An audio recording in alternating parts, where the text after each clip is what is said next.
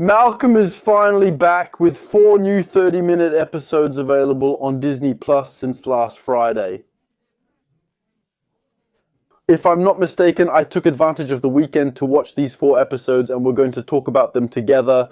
So obviously 4 episodes of such a highly anticipated return, like Malcolm's, obviously that's going to spark controversy and disappointment. So here's my opinion.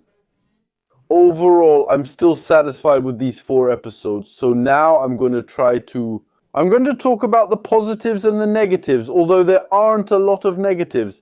Actually, it's more mixed. Some points where I feel a bit more conflicted. Alright, I'm going to address the controversies right away. Yeah, the controversies. So, the controversies are as follows.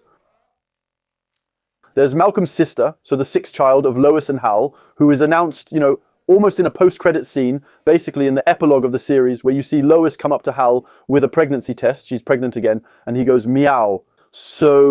And that's how it ends. So this sister is named Kelly, and as a result, it's a non-binary character. Well, so some people are going to say, all right, the show is going to be woke now. Yeah, well, so it's 2026. Why am I saying that? I was saying it's 2026, so you have to expect this kind of thing. That's it. Now I want to tell you, you have to deal with it, or just don't watch. I want to tell you, but at the same time, I'm going to say we're in 2026. Damn, making non-binary characters in 2026, isn't that a bit outdated? Honestly, I don't know. I'm not really up to date on that kind of thing, but it feels a bit like 2016 to me. You see, I'm non-binary, but here, trunk. Now that's more in tune with the times. Maybe there's something to tell there. Just non-binary, yeah, if you take a risk, you take a risk without really taking a risk. That's it. But at first, I knew there was going to be a non-binary character in the series. For those who keep up with the news, we've talked about it several times in our podcast on Spotify. I invite you to check it out. It's not always good. The podcast, and on this channel, I've talked about it several times too. When needed, I invite you to check out Spatchel Bros, the podcast. And on this channel, I've talked about it several times too. When there was news coming out at the beginning, I thought, this is going to be the subject of jokes. That's because we know that Malcolm's family has always been, there was news coming out, but at first I thought this is going to be the subject of jokes. That's because we know that Malcolm's family has always been very open people, but who tended to be a bit awkward or to make fun of things without meaning to. For example, when Al started hanging out with a new group of black friends, he would sometimes make little slip-ups without meaning to, then realize it and apologize, saying he didn't mean it and that it was funny. So I thought it was going to be in that tone, still good-natured of course, but a little bit funny. But actually no, it's completely serious. So it was kind of like, it doesn't really add anything to the story. You wonder why they even put it in. Well, they put it in for the emotional scene at the end when all his kids talk to Hal. And actually, the girl doesn't even talk about her father. She only talks about herself. Yeah, I'm different. And I was like, okay, well, that's the Disney checklist, let's say. But there you go. The other controversy is that Stevie, Malcolm's best friend who's disabled and asthmatic, has become gay. Well, I'm like that. Same thing. When I saw it, it surprised me. So it didn't really bother me, but I was like, since when is he gay? Because actually Malcolm, and this is one of the points I'll talk about later, Malcolm, we always watch him. Malcolm. Every year it's always on, Malcolm is always on. So we never missed Malcolm. You see what I mean? So most people, I think people my age and even younger, still remember the show perfectly. Give or take, there are, I don't know how many episodes that revolve around Stevie trying to pick up girls, but picking up girls. You say all of a sudden, boom, he became gay, you wonder what happened. The change is weird. Then it's kind of funny because if he had to check all the boxes, black, disabled, asthmatic, gay, well, he's got it all. I'm selling ham and cheese, that's it, we're done with the quotas, we can make our show. Well, there you go, I think it's just that kind of thing, but is it serious? Is it really that annoying? Honestly, no. Once again, it's a battle that's already lost anyway, if you want. If you call it woke, people will tell you, but the show has always been that way. When you tell the difference between an open, tolerant show that talked about everything and something woke, well, if you want to try to explain the difference is subtle, but it exists. Well, there are people who will understand and people who won't, so that's an endless debate. And once again, being woke has never really been the determining factor in whether something is good or not. It can be a cause, how can I say, I don't know how to explain it. There have been works of fiction that were terrible because they absolutely wanted to be woke. The latest Star Trek stuff, for example, I don't know if you've watched it, but it's bad because it's too woke. Whereas if you look at the tone of the original series, it worked really well. You watch today's Star Trek, you watch Star Trek from the 80s and 90s, and you think, damn, that's modern, you know? Whereas now you think, what the hell is this crappy cliche? You know? I don't know if what I just said is clear, but some people will get it, some people won't. So there's no point in saying, yeah, it's woke, okay, it gets clicks if you want, it gets reactions, but in itself, it doesn't help you judge the show, that's it. Anyway, now that I've dealt with that controversy, no, there was another controversy. Another controversy is about the character Dewey. A lot of people complained, but how come he's only on video calls? I wondered the same thing, since they went through the trouble of casting a new actor. Why is he only on video calls? Well, actually, they explained that recently. They said that up until the last moment before starting production, they tried to convince the actor who plays Dewey, Eric Sullivan, I think that's how you say his name, they tried to convince him to come back by throwing buckets of money at him, and the guy just said, no, I'm good. This part of my life is over. I don't want to act anymore. Just leave me alone. Their solution was that I could film scenes from home, relaxed, even in my underwear, and then it'll only take you 10 minutes a day and we won't bother you. The guy still said no. So they had already written the script, they had planned everything like that, and so they found a new actor, and well, the new actor just took over the role like that. So that's why it's a bit weird that he's not there. At the same time, it's justified in the script by saying he became a great musician who tours all over the world. So yeah, that was kind of the last controversy. So next, what did I like about this little revival, let's say, this little tribute, this little reunion? I think it's basically a pilot, even if it's not called that. We'll discuss it again. I thought that overall it was still nice. We see Frankie Muniz again. We see Jan Krasniak, I think that's her name. We see Walter White, what's his name? Damn, Bryan Cranston. Everyone is there. The cast is there. The dynamic is more or less the same. It didn't feel like we hadn't seen them in a long time. It just felt like a normal Malcolm episode, except there were 4 in a row, which almost never happened. In the series, I think there are maybe 2 or 3 episodes, 2 or 3 sets of episodes that follow each other with part 1, part 2, if I remember correctly. But otherwise, it's always one-shots, little stories, obviously. But honestly, the energy is there. You can feel that they tried to modernize it by adding a bit of the social media aspect and all that. The actors have aged, but at the same time, they haven't aged. I mean, Reese is the same, you know, I don't know why the guy was shocked by his appearance or anything. He's the same. Hal, he's the same. Malcolm's mother is exactly the same. Same with Francis and his wife. Exactly the same. There's really nothing to complain about if you're a Malcolm fan. You'll find what you want. There are also many cameos, including Stevie from Dampool. Some controversy exists since some didn't realize it was a joke. It's just that these guys actually, they've never had a girlfriend. They're not homosexual or anything like that. It's just that, well, if you work in genetics, you create a child with 3 people, and that's it. I don't know how they did it, but that's the joke. That's all. That's the joke. We also see Francis's boarding school friends again. We see Gretchen again. We find out that Otto is dead, killed by a puma. We see Greg Vesper again. I was convinced that the actor was dead. Once again, I don't know where that came from. I was sure he was dead, but he wasn't. So they talk about Spangler. There are Stevie's parents. That's it. Everyone was there. The only thing missing was the little hamster rolling around in its ball. But well, here it's really not realistic, honestly. But still, everything was there. So as a reunion episode, it was pretty effective.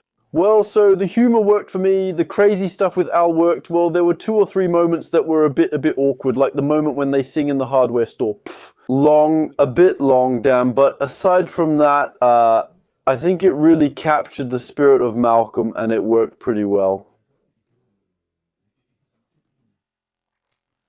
Where I'm a bit more mixed is about, well, actually the story around the character of Malcolm.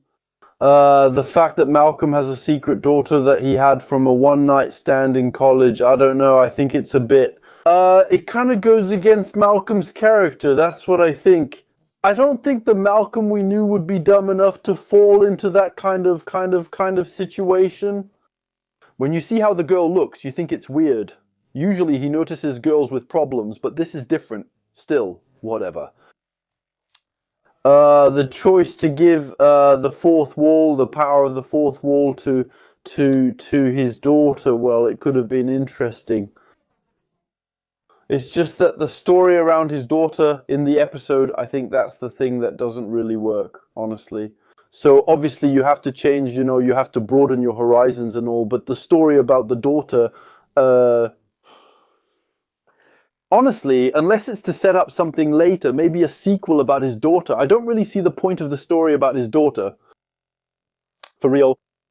Because what's the story? It's that actually she's like her father. She can't make friends, so she tries to be nice.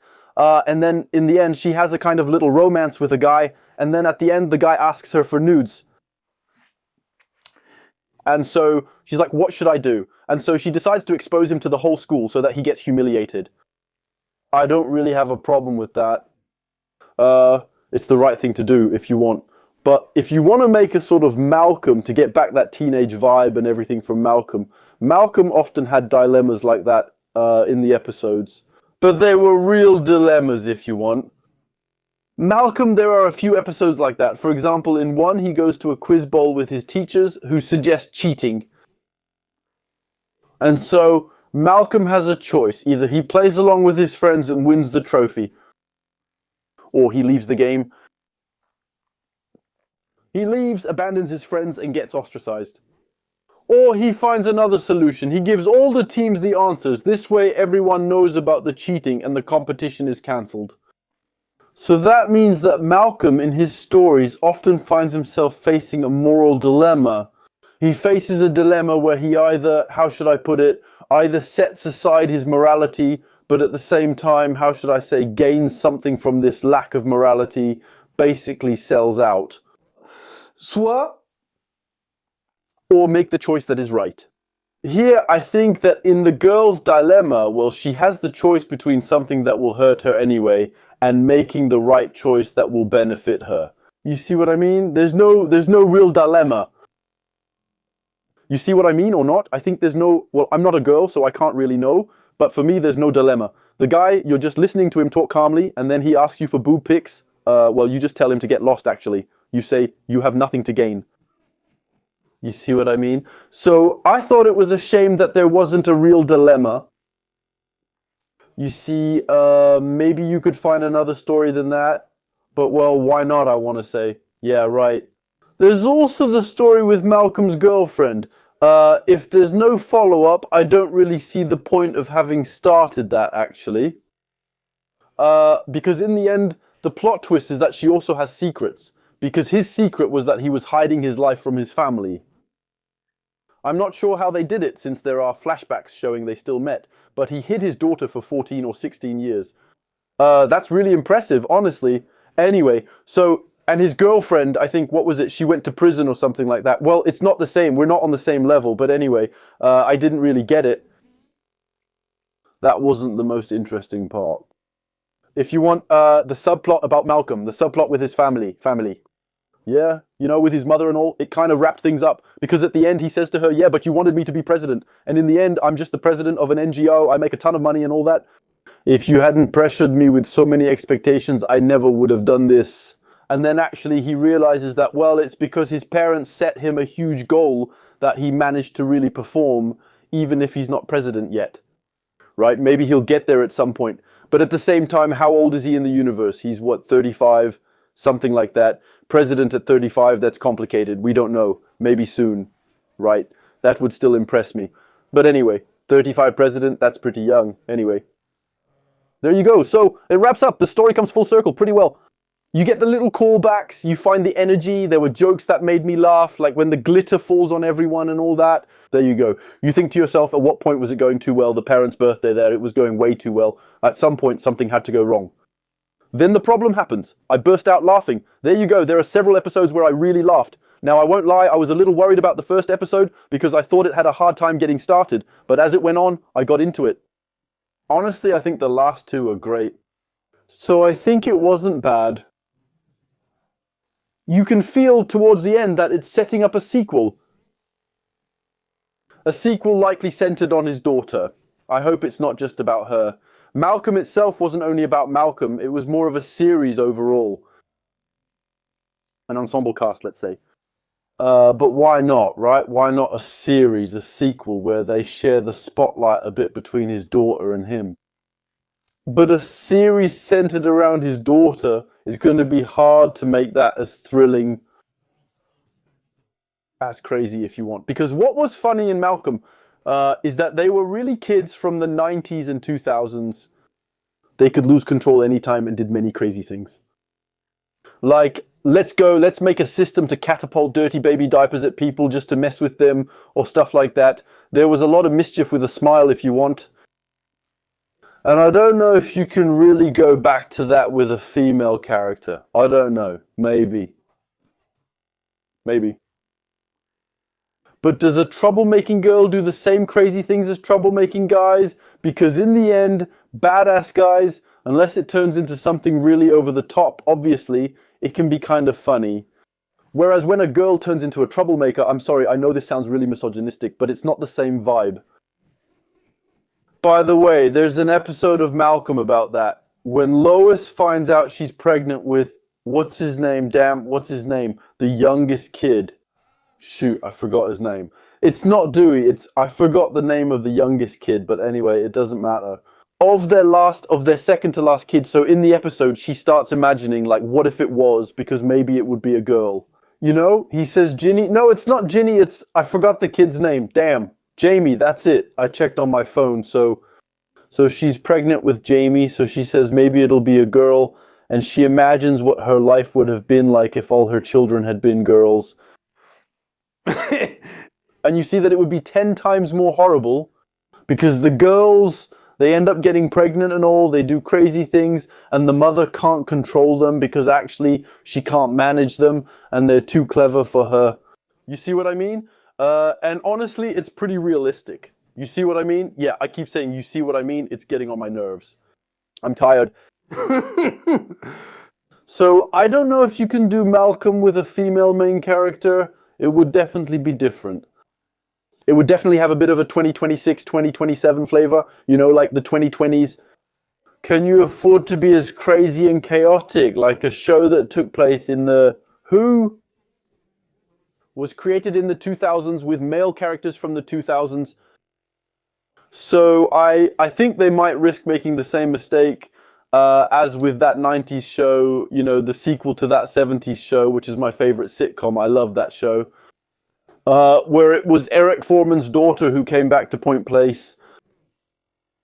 And it didn't work as well. It only really worked when the old characters came back. But when it was just the daughter, I don't know, it didn't work as well. There you go, because yeah, I don't have an argument. But it makes me seem misogynistic, honestly. But there was less of that rebellious side, the crazy side. You relate. I just related a lot less to the girl's problems. And I think that Malcolm, even though it speaks to everyone, obviously there was still, for a whole generation, this aspect of identifying with the family, you know. You see, the argument is a bit weak, but there you go. I would feel less involved in the adventures of a female Malcolm. Yeah, it's dumb to say, but yes. It's like if you swapped Bart and Lisa Simpson in The Simpsons, it's not the same character anymore, you see. The interest disappears. But I don't have any arguments about that. It's just what I think, and it's terrible. Anyway, I didn't get totally blown away, but I didn't have a bad time either, especially since I let myself binge the episodes. I didn't really notice the time passing. I still had a relatively good time. Obviously, it's not reaching the prime of the series, of course, but it's still nice, that's it. But I totally understand why people are disappointed, you know? And I also get the argument, damn, do you really have to put all that woke stuff in there? Yeah, I can understand, because when you want to see a Malcolm revival, what's the main reason? It's nostalgia. You want to go back to those years a little, which are a bit idealized, even carefree. It didn't talk about politics, you know, in Malcolm. In the middle, there was an American middle-class subtext, obviously, but when we were 14, we didn't see that. We just saw them messing around and Frances setting things on fire and the mom yelling at her kids and Hal doing stupid things. That's what we saw. So that's what we wanted to see again, what a lot of people wanted to see again. And when after 30 seconds it starts talking about the current climate, you think, damn, we can't have anything anymore. I get it. I totally understand, but that's just how it is. So I understand that you're disappointed you didn't get that nostalgic moment. I can understand, but I still got a little bit of it myself. I'm not unhappy that I saw that. Maybe I would have preferred if it was a weekly show. So that you know, be less in consumption mode, but more in the, come on, I'm waiting for the next episode, you see.